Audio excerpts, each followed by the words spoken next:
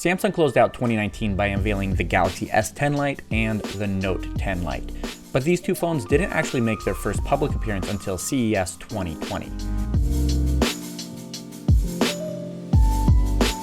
Now, if these two phones sound familiar at all, that's because they're tied to Samsung's two flagship lineups.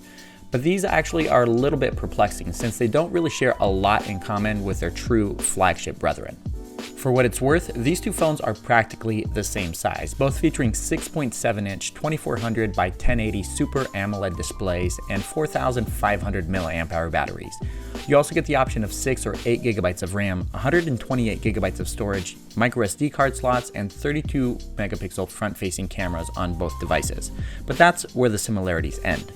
The Galaxy S10 Lite runs on a Snapdragon 855 processor and features a triple camera setup on the back with a main 48 megapixel shooter accompanied by a 12 megapixel ultra-wide and 5 megapixel macro camera, while the Galaxy Note 10 Lite swaps out the Qualcomm chipset for Samsung's own Exynos 9810 and has a more traditional camera system featuring three 12 megapixel sensors for its standard 2x telephoto and ultra-wide cameras.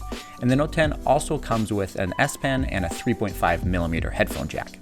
While some of these specs may make them seem like true flagship devices, what really sets them apart and into the light category is the fact that they don't come with IP water resistance ratings, and AMOLED displays here also don't use the curved edges as you've seen on Samsung's flagship tiers. Technically, this should allow Samsung to shave off a big chunk from the sticker price of these two phones, but Samsung has yet to reveal the final price of both devices.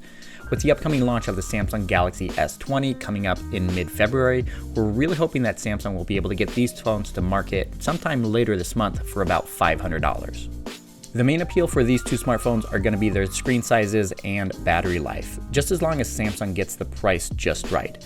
But if you want a true flagship experience from Samsung without needing to pay full price, the company has already discounted its S10 and Note 10 models significantly and will likely do that again once the S20 comes to market later in February.